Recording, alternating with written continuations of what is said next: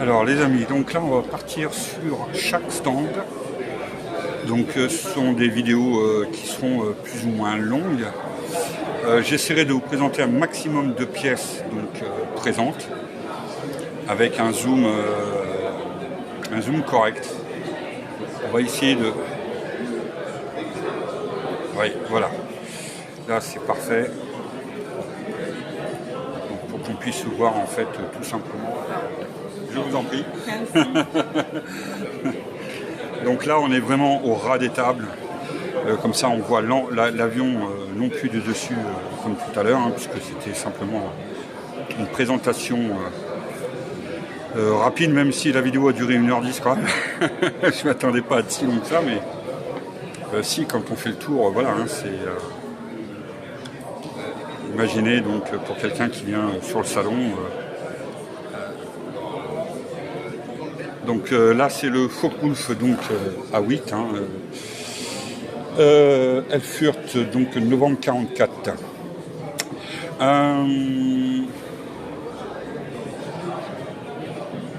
Il est fait sur quelle base le Focke-Wulf? Là sur les Tamiya. Tamiya. D'accord. Donc base Tamiya. Alors donc là on va passer sur la MXT. Je te réduire un peu. Voilà.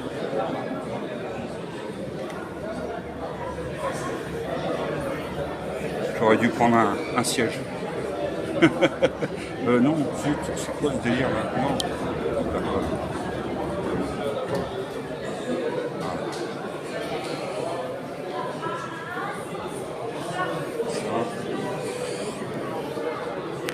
Là on a le Rafale, c'est base Revell. Non, Bibos. Comment? Pour Bibos? Ok. Donc, elle est superbe.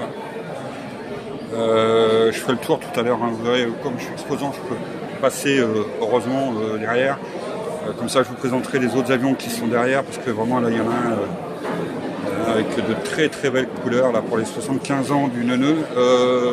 Non, c'est pas du Neuneu, si c'est du Neuneu, c'est ça, c'est ça. Pour les 75 ans du Neuneu, donc là on a le Fantôme.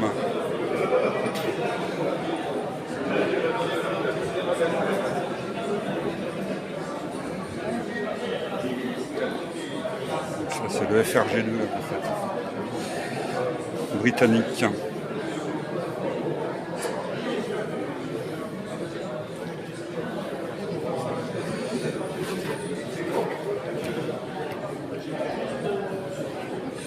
Alors je vais essayer de... Hop. Voilà. Coucou mon Carlos, comment vas-tu?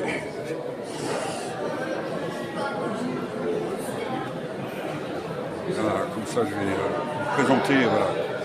C'est mieux d'avoir le pied statique.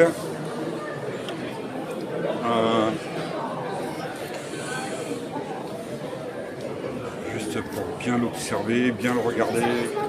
Vous pouvez faire des arrêts sur l'image.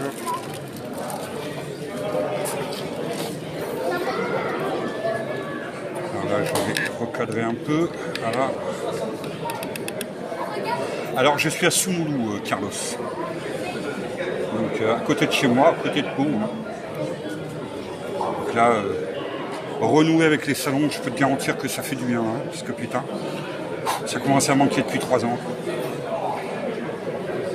Ça commence à manquer. Voilà. Donc là, ici. Bon, le 86, je ne vous présente plus.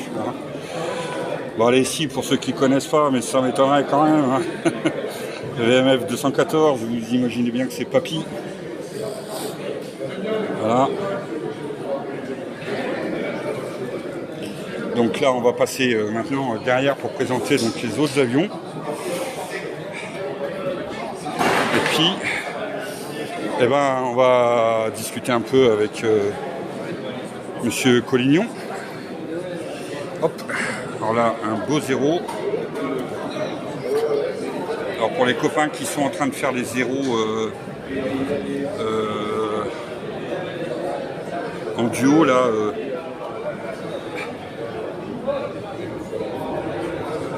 merci Carlos, merci.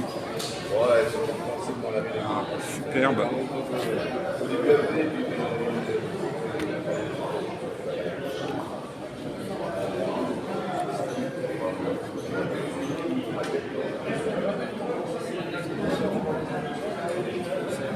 Je vais essayer de zoomer un peu.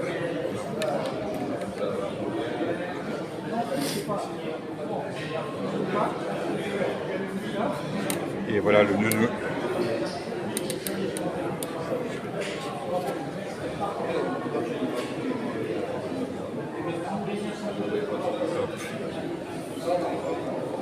Voilà.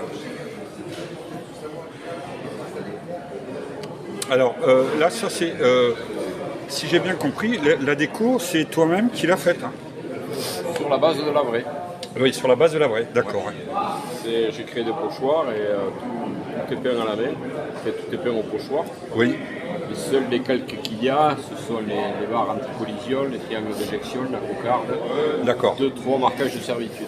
D'accord. Tout le reste, en fait, c'est toi qui l'as fait à la main au pochoir. Donc, voilà, ok. Ouais. Fabrication des pochoirs et puis... Et alors là, donc celui-ci, il est basé sur quel... Alors, la déco, elle a été créée pour les 75 ans de Normandie-Niemen. Oui. En 2017. Oui. C'est une peinture éphémère qui a duré quelques temps. Oui, tout à fait. Et la base de l'avion, c'est... La base de l'avion, c'est pareil, au Bibos. Au Bibos, d'accord. Voilà, Okay. avec quelques sièges en résine et quelques améliorations. Quelques améliorations. Tu en as acheté quand même pour le montage ou pas? Assez, ouais. Ça se monte pas super bien. Ouais. Je suis en train de monter un Revel, ça se monte un petit peu mieux et le Revel est un petit peu au niveau des détails. Ouais. Il est un peu plus juste. Il est un peu plus juste, ouais. Le Bibos est sorti très vite, mais à l'époque, moi je m'étais basé là-dessus. Mais voilà, super maquette. Aujourd'hui, il vaut mieux taper dans le Revel. Ouais. Il vaut mieux, ouais, tout à fait. Ouais. La maquette est plus juste. D'accord. Ouais. Ok, bah, ça marche. Allez, on va continuer sur tes maquettes. Donc là, on a un beau A7 qui grec. Hop. On va essayer de zoomer un peu sans... Voilà. Alors ça, c'est quelle base, celui-ci? Ça, c'est au Bibos aussi. Aussi, ouais. D'accord. Ah, il est magnifique quand même. Ça fait une belle peinture. Ouais. Là-dessus, j'ai oublié de jouer sur la peinture. Faire un appareil usé. Ouais. On voit bien la patine de toute façon, donc voilà quoi, c'est magnifique. Donc je suppose que tu as fait un après, tu as fait tes ombrages. Non, pas du tout. Alors ça, vas-y, explique. Ben, j'ai peint la maquette avec les couleurs de base, les deux types de vert et le marron. Bon, le dessous, c'est un blanc. Ouais. Et après, j'ai dilué les couleurs que j'ai repassées. Et après, j'ai ombré avec un jus très dilué. Très dilué. Alors l'avion de base, la photo qui m'a servi à faire ça, c'est la peinture est vraiment usée. Ouais. Et c'est un exercice assez difficile que sur une maquette. Il ne faut pas en faire trop, il faut en faire assez. Il faut en faire assez, oui, tout à fait. Ouais. Et puis et de toute façon, les Grecs, c'est vraiment une, comment dire. C'est un métier. C'est difficile. Moi, c'est la première que je voulais faire comme ça. Ouais. Et c'est vrai que c'est un exercice pas facile. Les appareils grecs, c'est compliqué. Ouais. On va passer, donc je te remercie bien. Tu nous reparleras d'autres maquettes après. Le corsaire qui suit aussi, il est touché au pochoir. Il n'y a pas de décalque dessus. Il n'y a pas de décalque, c'est que du pochoir. C'est que du pochoir et de la peinture. D'accord. Je voulais l'aspect très usé et usé par le soleil, c'est pour ça que il reste un peu de peinture de base. Ouais. Et puis après tous les marquages et compagnie, le blanc est parti avec le soleil, j'ai voulu simuler ça. Ouais, c'est un exercice super facile à faire. Ouais. Je reviens les amis, je vous laisse sur cette image-là, j'arrive tout de suite, j'en ai pour 2 secondes.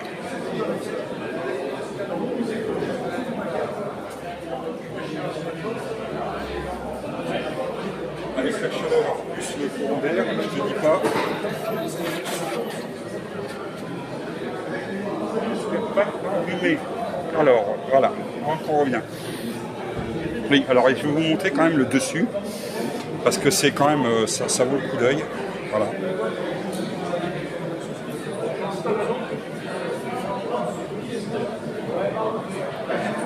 Je suis parti sur ça parce que j'ai raté la peinture, le code de base là, de la maquette, je l'ai complètement foiré. Ouais.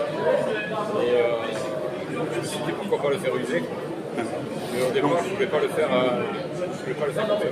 D'accord. Donc tu as loupé ta peinture et tu es parti, donc voilà. Okay. Plutôt que de décaper le repeindre, je me suis lancé une idée. Mais carrément, quoi. Comme quoi tout est récupérable. Après, je sais pas si... Comme quoi tout est récupérable. Bon.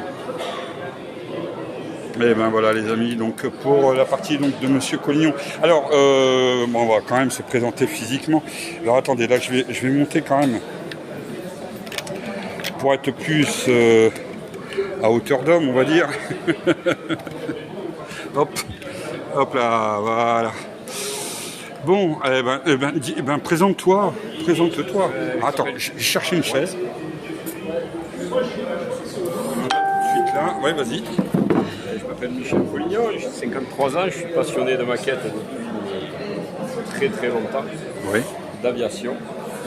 Et voilà, je fais des maquettes et je profite des expos pour rencontrer des gens et trouver des idées pour batailler, pour prendre d'autres techniques et d'autres choses comme ça. Et tu es de quelle région? Je suis de Pau. Tu es de Pau, hein? Ouais. D'accord. Et tu as comment tu n'intègres pas de club, tu as ton... Non, je travaille tout seul. J'ai toujours voulu être indépendant pour pouvoir faire ce que je voulais, quand je voulais, ouais. Exposer où je voulais. Donc quand je commençais la maquette, intégrer un club sur Pau, il n'y en avait pas. Il y avait celui de Soumoulou ici, mais ça me faisait trop loin pour venir en mobilette à l'époque. Et après, au fil de ma vie, j'ai dû partir de la région, aller travailler ailleurs en France. Donc voilà, j'ai jamais voulu m'affilier à un club pour garder une certaine aisance et une certaine souplesse de travail. Et de... Voilà, j'ai mon matériel, j'ai investi dans compresseurs, pistolets, aérographes, tout ça pour pouvoir travailler. Quoi. Donc après je travaille un peu tout seul et puis le plaisir de pouvoir rencontrer les gens sur les expos, c'est ce qui est motivant et puis qui donne un peu de ressources aussi pour rebondir sur d'autres projets, mais voilà, c'est un travail quand même assez solitaire. D'accord, ouais. Et donc tu as édité, alors attendez, je vais vous la présenter quand même. Donc tu as édité quand même ta carte, on peut te joindre? Oui. Ouais, donc ok. Alors attendez, je vais vous présenter la carte donc, de Michel, voilà. Donc Collignon, donc Michel. Alors là j'ai du mal à faire un peu de zoom. Voilà. Voilà. Donc comme ça vous pouvez. Je vais regarder ta carte en même temps. C'est fait pour ça.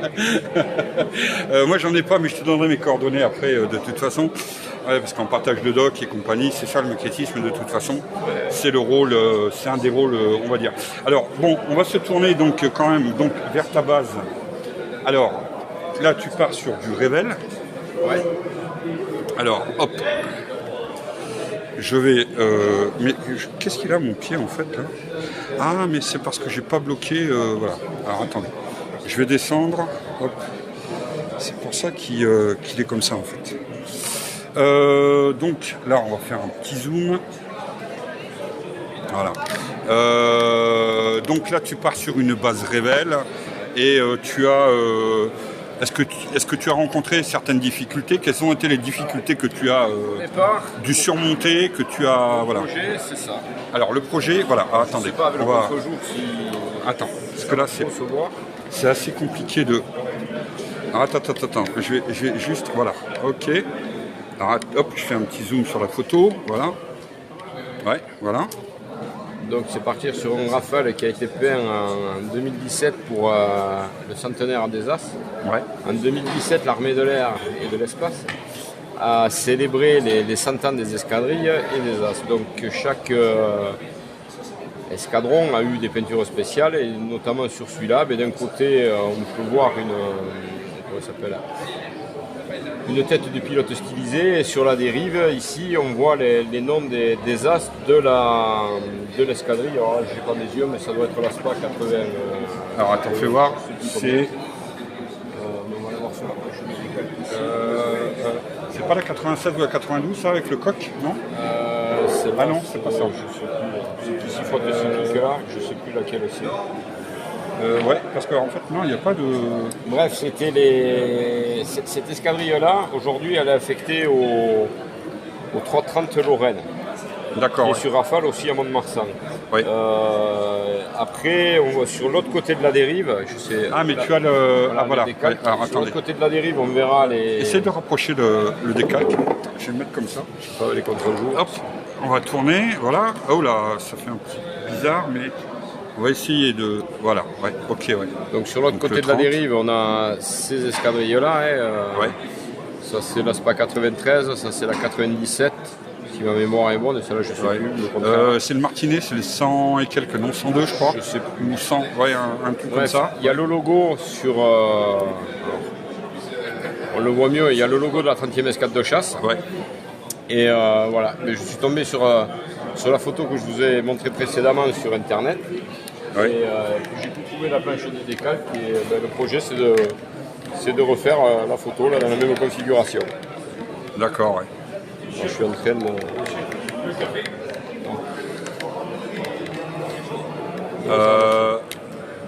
Donc voilà, je suis en train de repartir sur ce projet-là, et sur la base de la maquette Rebelle, qui est un petit peu mieux finie dans les détails que la Hobby Boss. Ouais. Quand on ouvre la boîte, on pourrait penser que l'une a été copiée sur l'autre, parce qu'il y a quand même pas mal de similitudes. Il y a des similitudes, oui. Et en fait, en mettant le découpage de demi-fuselage qui sont sur le plan horizontal, oui. Si on prend l'une et on prend l'autre, ça aurait un peu tendance à s'ajuster. D'accord. Voilà, il y a dû y avoir un peu de copie dans le... Mais le Hobby Boss est moins fini, notamment ici au niveau des contre-mesures électroniques, au niveau de certains détails. Donc, je repars sur du Revel là, et puis c'est en cours de construction. Alors la verrière là, donc je pense que tu vas la remplacer quand même, non? Alors la verrière aujourd'hui, elle est masquée. D'accord. Pour pouvoir la mettre en peinture. Et une fois que la peinture sera finie, ici il y a un scotch. D'accord. Et là il y a un mascol qui est un produit qui sèche et puis un mascol, oui. Tout ça, je vais l'enlever et ça va. D'accord. Elle va redevenir claire. Là, c'est le temps du montage pour la protéger. Là, depuis combien de temps tu es dessus? Là, j'ai déjà dû y passer, je crois, une quinzaine d'heures. Une quinzaine d'heures? Voilà, oui, d'accord. Ouais. Sachant que j'ai travaillé sur des sous-ensembles que je n'ai pas amenés là, qui sont notamment des bidons et puis les porte-bombes. Voilà, j'ai travaillé. Alors justement, là, tu travailles sur quoi alors là? Parce que tu travailles justement sur des bombes. Là, je travaille sur des réservoirs pendulaires. Les réservoirs, d'accord, ok. 1700 litres, je crois, si ma mémoire est bonne. Oui. Et l'intérêt, c'est de les coller au mieux et puis d'enlever le joint. Je sais pas si recadre un petit peu, plus par là. Par là, ok. Et il y a le joint ici là, de collage, et dessous aussi. L'intérêt, c'est de le faire disparaître en grattant, en ponçant, pour que, éventuellement, en mettant un peu de mastic, pour qu'une fois que ce soit mis en peinture, le bidon dessus soit bien lisse. Et on ne voit plus comme on peut, je sais pas si bon. comme on peut le voir ici, là. Ça, il va falloir que je fasse disparaître le joint. Est-ce que tu as eu beaucoup de problèmes d'ajustage sur les pièces? Oui, alors sur l'avion, là, on peut voir tout ce qui est blanc, c'est du mastic. Ouais. Alors normalement, s'il y a du mastic, c'est qu'il y a un trou. Oui. Donc vous imaginez le... oui, et ça en représente un bon paquet quand même. Hein. Sur le dessus, pareil, à la jonction des ailes, il faut mastiquer pour dessus aussi. Alors, oui, quand même. Pour l'entrée d'air, j'ai changé les entrées d'air parce que sinon c'est que des trous. Ouais. Là, j'ai rajouté des entrées d'air en résine qui simulent mieux l'entrée d'air jusqu'au moteur. Ça évite d'avoir un trou et puis de voir à travers quelque chose de moche.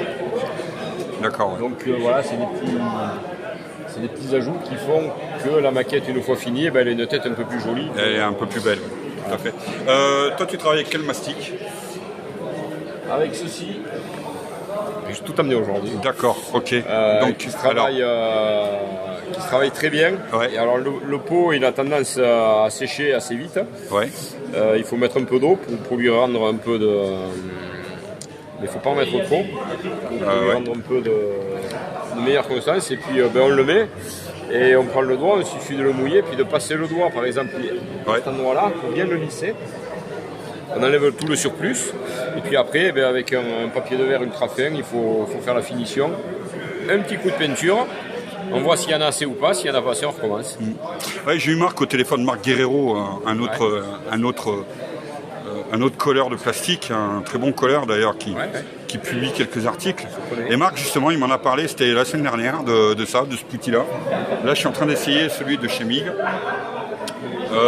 J'aime et j'aime pas. Voilà. Pour l'instant il ne me correspond pas. Donc je vais me diriger vers celui-ci, le tester en fait.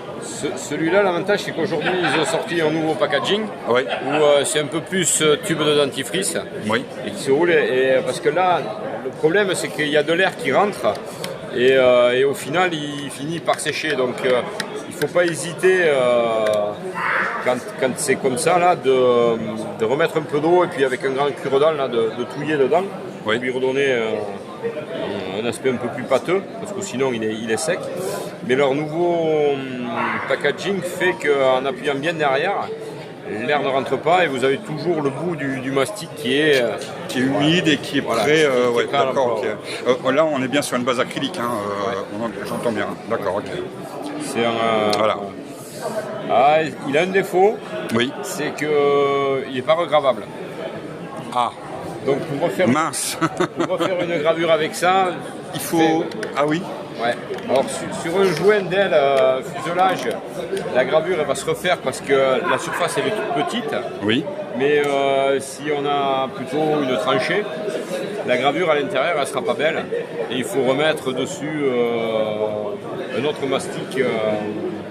Donc un petit surfaceur là. Un surfaceur. Je mets du 1200 et puis voilà, ça se regravera. La gravure sera un peu plus propre et nette. Alors bon, là je le montre. Bah si, attendez, j'arrive tout de suite. Voilà. Donc,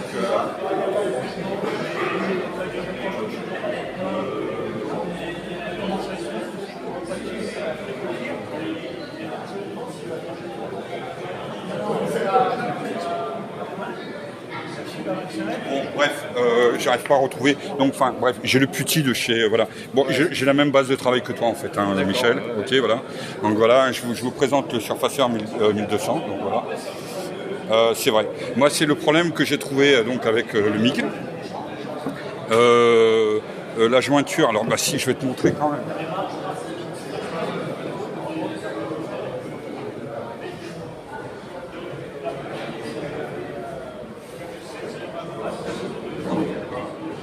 Donc la jointure, alors pour bien expliquer en même temps, voilà, donc là on a la jointure donc qui est ici en fait, hop là, elle est ici, alors là elle se voit quasiment plus avec le 1200, donc on repasse le 1200 tout doux dessus en fait, en espérant que il veut pas faire le zoom, il fait que le zoom sur toi. non, Michel, non, t'inquiète. Bon, de toute façon, je vous le présenterai dans le live, je vous expliquerai ce que j'ai fait. Et donc, oui, donc on repasse du 1200, on attend quand même, moi j'ai attendu plus de 24 heures quand même. Il faut bien laisser sécher. Il faut bien laisser sécher que ce soit. C'est plus facile, la regravure est plus propre. Et tout à fait. Que ce produit-là. Ouais, l'avantage de ce produit, c'est qu'il comble très vite, il sèche très vite. Et au bout de 2 jours, on peut remettre de l'eau dessus et regratter et enlever. Au bout de 2 jours, tu peux quand même retravailler dessus. Journée, on peut le retravailler. 1-2 journées, on peut le retravailler. D'accord. C'est un peu cet avantage-là, en laissant l'eau s'imbiber. Alors, tu travailles avec des cotons-tiges, tu travailles avec des... Oui, mieux. Ah, d'accord. Attendez, je vais reposer ma cabine, j'arrive tout de suite.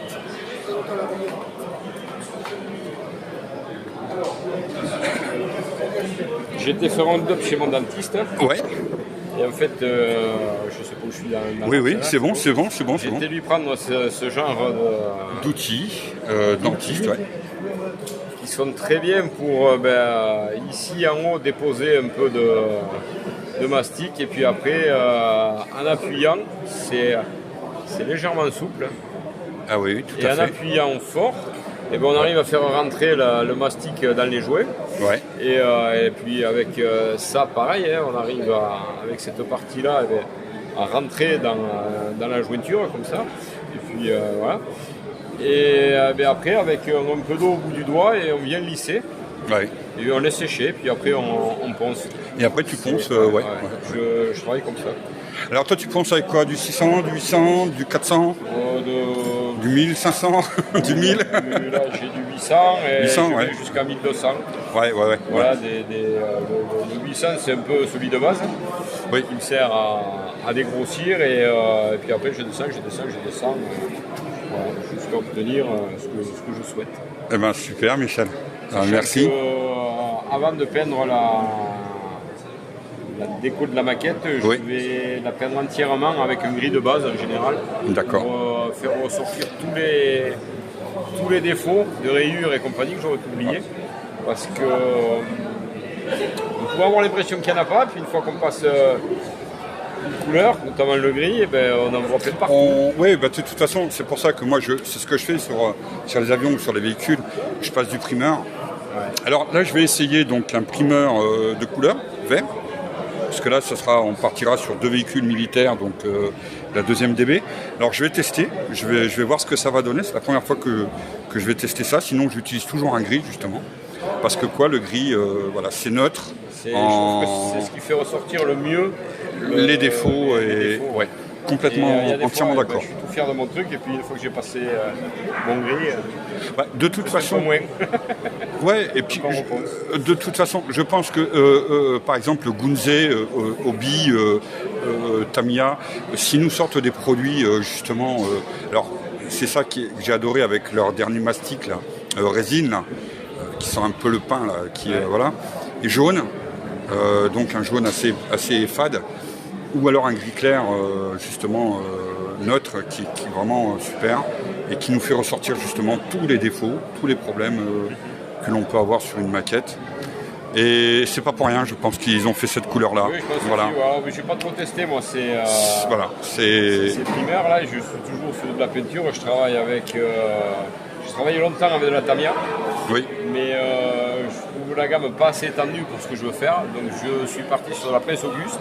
Oui.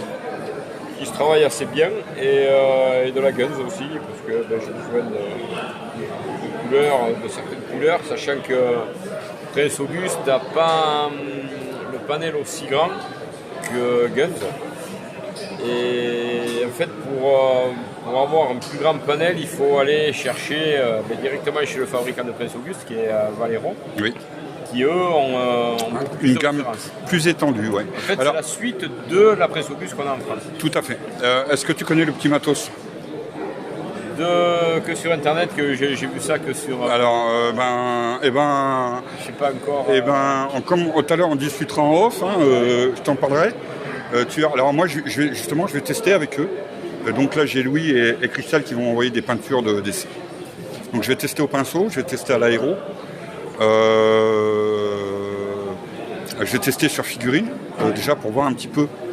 Voilà.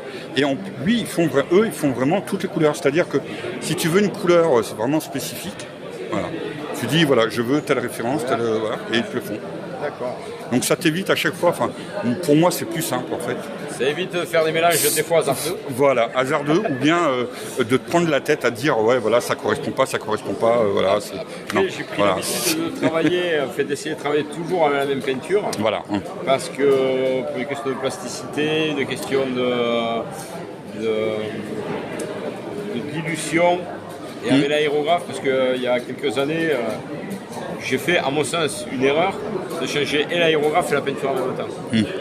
Ah oui. Donc il a fallu que je me réhabitue à l'aérographe et à une peinture en même temps.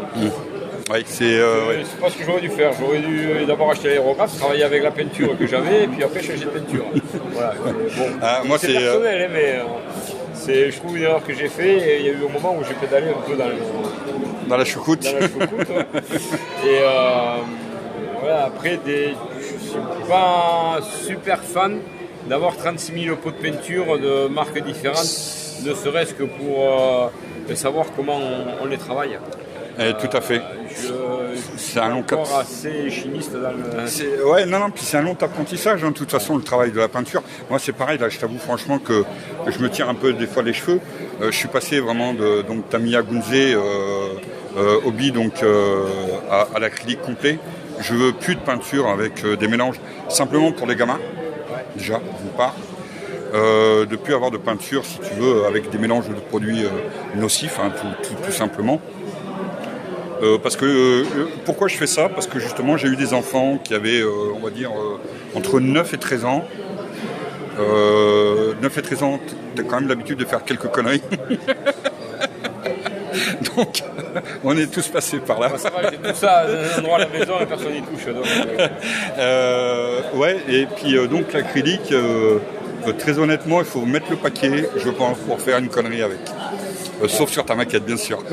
Mais, voilà, j'ai appris à travailler avec ces produits-là et même ces produits-là, chaque couleur, enfin les gammes de couleurs ont des dilutions qui ne sont pas forcément les mêmes. Donc j'ai une petite tête et un petit cerveau, et pour garder tout ça en mémoire, j'ai un peu tendance à oublier ce que j'ai fait la fois d'avant. Enfin, il y a des maquettes, je les ai montées il y a quelques années.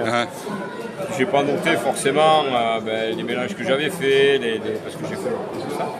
Donc après, c'est un peu compliqué des fois pour moi pour revenir sur comment j'ai fait certaines choses. Ah oui. C'est un peu à l'instant présent que je fais. Il y a des trucs que j'ai fait il y a 10, 15, 20 ans. Bah moi j'ai toujours mes petits carnets noirs, tu sais. Alors, j'ai appris à noter, mais j'ai fait pendant très très longtemps, j'ai fait comme ça, j'ai pris je faisais, et puis après... Alors moi ce que j'aime bien maintenant, justement avec la vidéo, avec YouTube, quand tu vas expliquer maintenant des choses, en fait, tu as juste à ressortir un petit peu ton carnet, puis relire un petit peu ce que tu fais, et ça j'aime bien. Et puis bon, maintenant le support vidéo sera fait pour tous, Tout le monde a accès quand même à Internet avec un téléphone portable, déjà ne serait-ce qu'à la base. Donc ce qui fait qu'on peut regarder justement des explications comme on est en train de donner actuellement. Bon, qu'est-ce que je voulais voir d'autre avec toi, Michel, éventuellement jusqu'à demain soir, donc... Ouais. Non, mais pourquoi pas, oui. Revenir, Mais voilà, si je dois revenir sur une chose ou telle chose, même toi, tu... Mais demain, j'amènerai le cahier, je me le suis oublié, où j'ai tout le travail de pochoir de cet avion-là. Oui. J'ai tout détaillé en photo, mais je me suis oublié. Ah ben, pourquoi pas. On pourra revoir. Mais pourquoi pas, on se fera une vidéo là-dessus alors. Ok, merci Michel. Bon, sur ce, t'as mangé, ça y est? Au revoir, c'est fait, merci. Ouais, bon. Allez, merci Michel. Allez, passez une bonne journée. Voilà les amis, donc on était avec Michel Collignon pour cette présentation. Donc je vais repasser devant son stand, terminer avec cette image en fait de lui et de son stand.